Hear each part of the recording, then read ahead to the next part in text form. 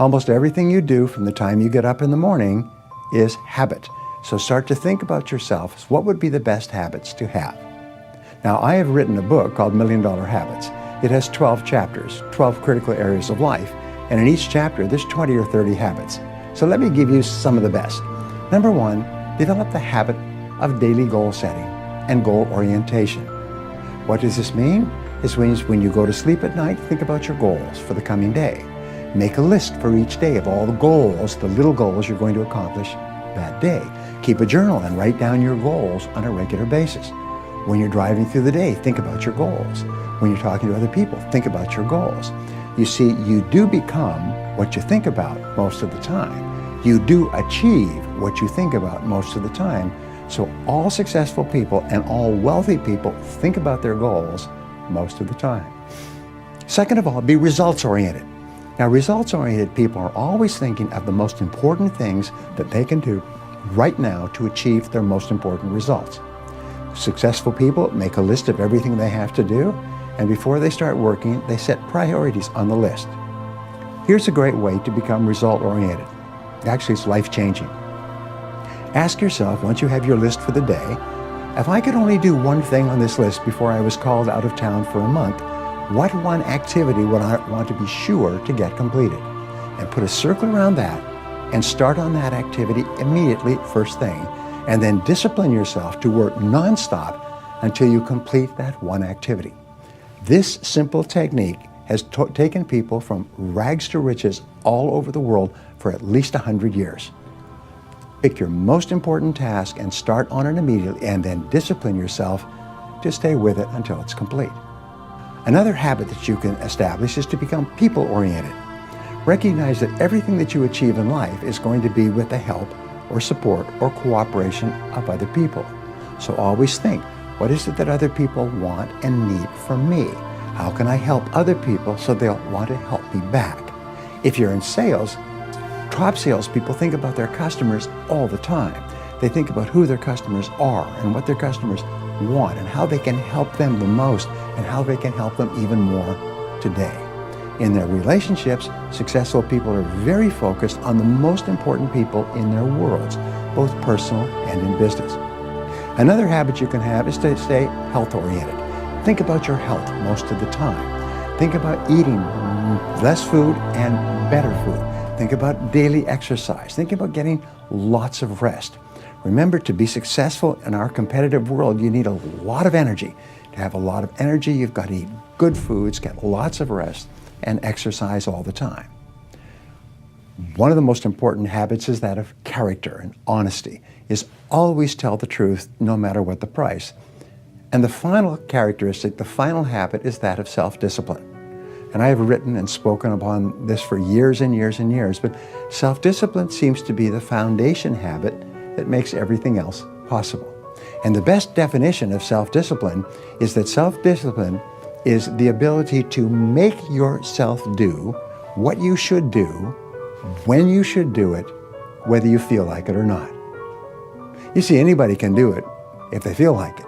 It's when you don't feel like it and you do it anyway that you eventually develop the self-discipline that makes everything else possible. If you learn to give, you will what? Receive. Maybe not in the manner in which you gave, maybe not in like kind. Someone will save energy for you because you saved energy for them. But in some mysterious ways, it always comes back to us. If you give, you will receive. In fact, here's what it says, that for the uneducated is a little bit strange. It says it's better to give than it is to receive. Now see, if you didn't understand, you would say, that doesn't quite make sense. Surely it would be better to receive than to give, and the answer is no. It is much better to give than to receive. And here's why. It's what we call having intelligent self-interest. Nothing wrong with self-interest as long as you do it the intelligent way. Here's the key. Giving, it's better to give than it is to receive because giving starts the receiving process. So to act intelligently in your own self-interest, which is good, it's much better to give than it is to receive. Because if all you do is receive, that may be very limited. But if you give, and giving starts the receiving process coming your way from unknown resources and from unknown places, back it comes around to you because you became a giver. That's one of the unique mysteries of life. We give to receive, and it's better to give than it is to receive. So that's what Mama said, turn out the lights, make a contribution. Why not make the easy ones? Here's what else. We talked about it at our lunch break today to those who were there.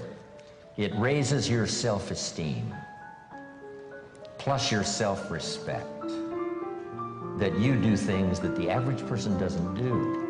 Maybe if they were taught, they would. Maybe if somebody mentioned it, they would. But it's easy for most everybody to just go on their way, and if they're not interrupted by a good idea that says, hey, it's so easy to make a contribution, this one would be easy. Turn out the lights when you leave the hotel room and make a contribution. That's interesting. Next is the phrase, in terms of environment, always leave something better than you found it. I talked to a man one time who rented out a long list of apartments. And he said, Mr. Owen, you wouldn't believe it, but when somebody rents an apartment, they usually leave it worse than when they rented it. I said, you've got to be kidding. He said, no. A high percentage of people leave it trashed. If they stay 6 months or stay 1 year, they leave it trashed. Not just not better, but trashed. I said, that's impossible. Why would anyone do that? Mama said to me, no, leave it what? Better than you found it. See, that's just a commitment to your own self-esteem. And why not do it if it makes a contribution to your self-esteem? It's called intelligent self-interest. Intelligent self-interest. Self-interest says, I wish to be ruler over many. And intelligent self-interest says, I understand how to do that. Be faithful when the amounts are small.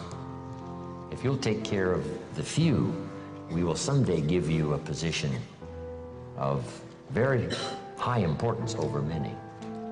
But if you don't be disciplined when the amounts are small, why would we trust you when the amounts are large? Brian mentioned that earlier. Why would life give you a fortune to manage if you couldn't manage the gifts of a few? Interesting philosophy to consider, okay? Your own self-interest. Leave the contribution. I'm even aware of it when I leave a restaurant and I get me a toothpick, right? And you take off the little cellophane off the toothpick. It's easy to throw it by the cash register, right, or somewhere where it looks like other people have done the same. Mama said, put it in your pocket. Somebody says, wow, a little piece of cellophane, what difference does it make? It doesn't make that much difference, only in your self-respect. Take your trash home and deposit it. How much does it cost to clean up the trash on the highways in America? Mega, mega, mega millions.